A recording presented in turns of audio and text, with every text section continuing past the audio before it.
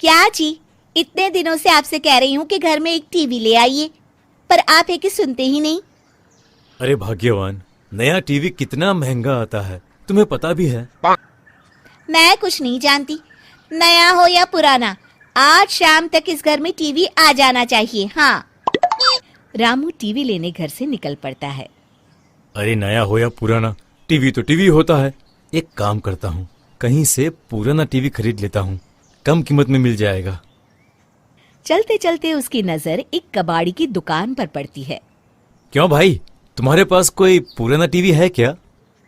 कबाड़ी वाला कुछ सोचते हुए कहता है। हाँ, एक टीवी है लेकिन बहुत ही खतरनाक है। फिर कबाड़ी वाला टीवी का रिमोट दिखाते हुए कहता है। रिमोट के इस लाल बटन को कभी मत दबाना, वरना एक खतरनाक चुड़ैल टीवी से बाहर आ जाएगी। मजाक अच्छा कर लेते हो। चलो मैं टीवी लेके चलता हूँ। उसी रात रामू अपनी पत्नी के साथ टीवी देख रहा होता है कि तभी कबाड़ी वाला कह रहा था कि इस लाल बटन को दबाते ही एक चुड़ैल टीवी से बाहर निकल आएगी। चलो आज इस चुड़ैल को भी देख लेते हैं। रामू के बटन दबाते ही एक डरावनी चुड़ैल टीवी से बाहर निकल आती है।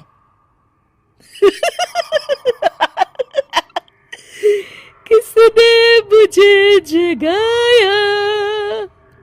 अरे अरे मर गया। अरे अरे ए भाग्यवान, ये तो बहुत डरावनी है। अरे ये आपने क्या कर दिया?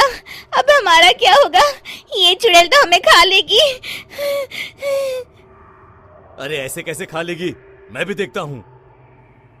अच्छा, तो मुझे बहुत हल्के में ले रहा है।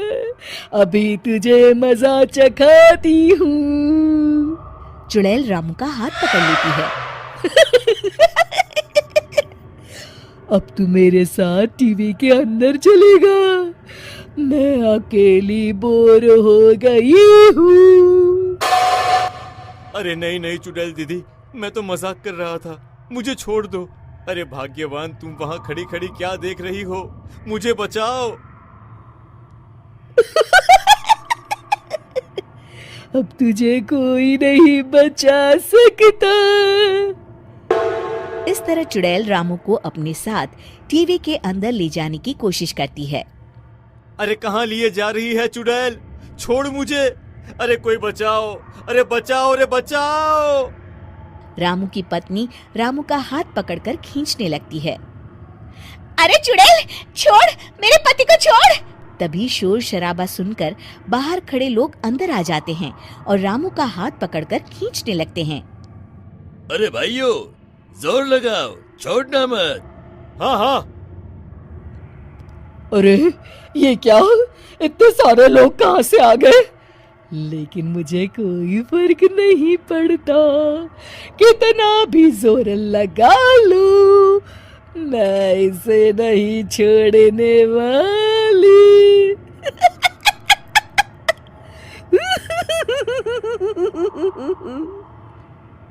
अरे क्या कर रहे हो बिरजू भाई?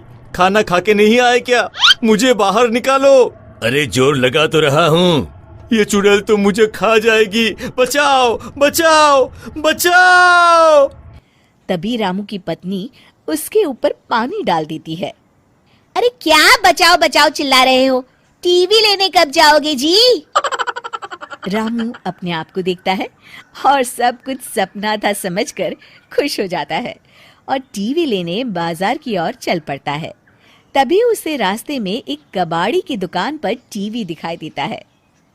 टीवी ले लो, टीवी बहुत कम दाम में सस्ता टीवी ले लो। उस टीवी को देख रामू को चुड़ैल की याद आ जाती है और वो घबरा जाता है। अरे बाप रे, नहीं नहीं, मुझे मरना है क्या? मैं तो नया टीवी ही लूंगा। एक बार की बात है, रतनपुर नाम के गांव में मीठी अपने पिताजी उमेश और सौतेली माँ रमा के साथ रहती थी। उसकी सौतेली माँ उससे बहुत काम करवाती। मीठी, कुएं से पानी लेकर आओ। हाँ माँ, अभी लाती हूँ। रास्ते में धूप से बचने के लिए वो एक लीची के पेड़ के नीचे खड़ी हो गई। तभी उसका ध्यान लीची के पेड़ की तरफ गया। लगता है इसको पानी की जरूरत है। मैं आज इसमें थोड़ा पानी जरूर डालूंगी।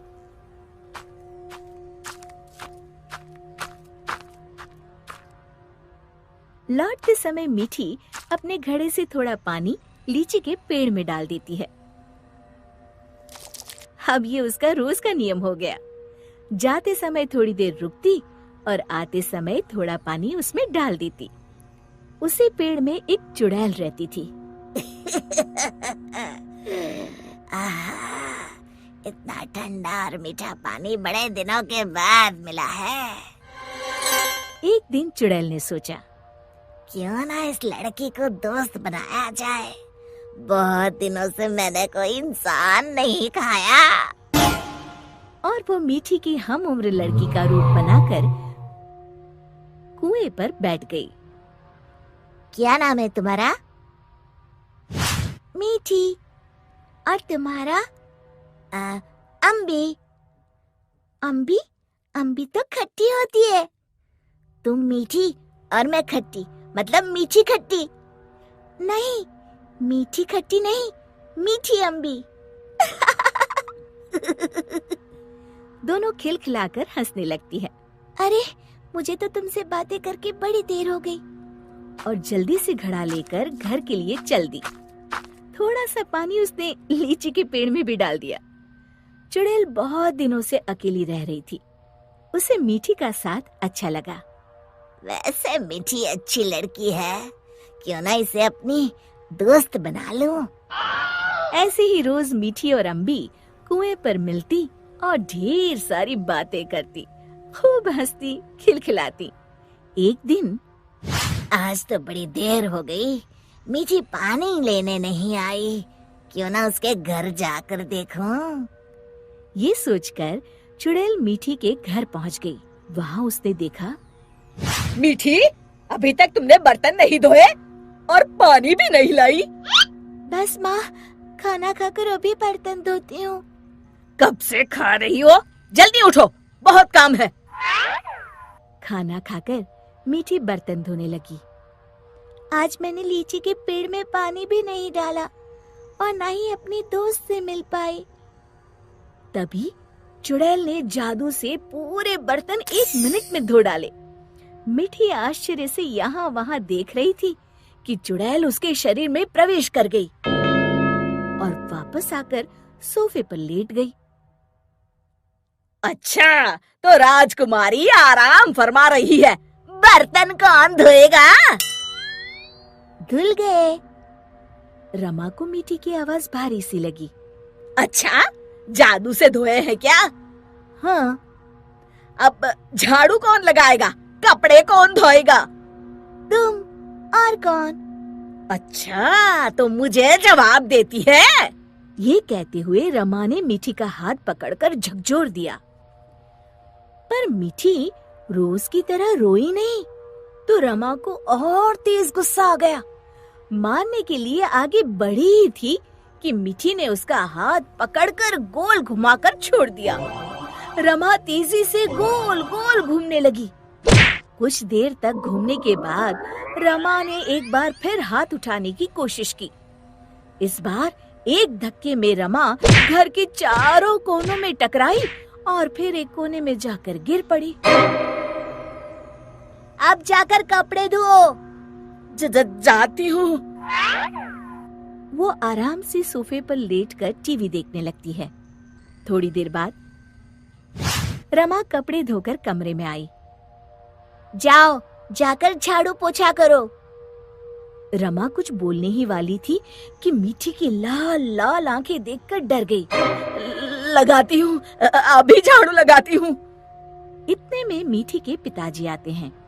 उन्होंने पहले कभी रमा को काम करते हुए नहीं देखा था। रमा, तुम काम क्यों कर रही हो? मीठी कहाँ है? रमा जोर जोर से रोने लगी और उंगली से इशारा किया जहाँ मीठी आराम से लेटी हुई थी। मीठी, मैं क्या देख रहा हूँ? मिठी के पिताजी उसका हाथ पकड़कर उसे उठाते हैं, पर मिठी को देखकर बुरी तरह डर जाते हैं और पीछे हट जाते हैं। ये देखकर मिठी के शरीर में घुसी चुड़ैल जोर जोर से हंसती है।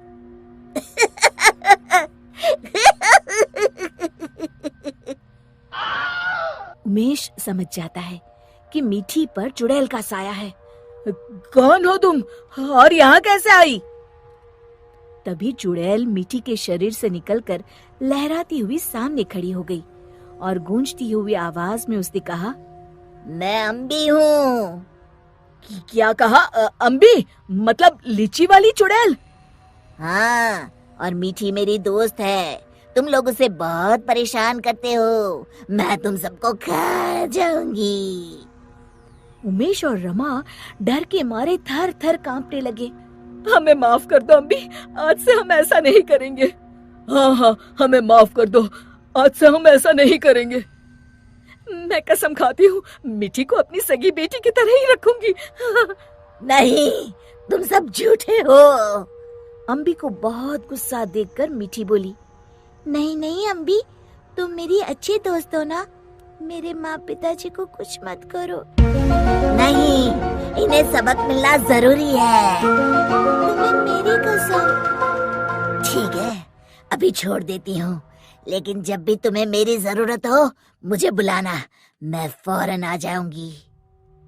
और फिर उस दिन के बाद से रमा ने कभी मीठी को तंग नहीं किया। शिक्षा: हमें किसी के भोलेपन या मजबूरी का नाजायज फायदा नहीं उठाना चाहिए।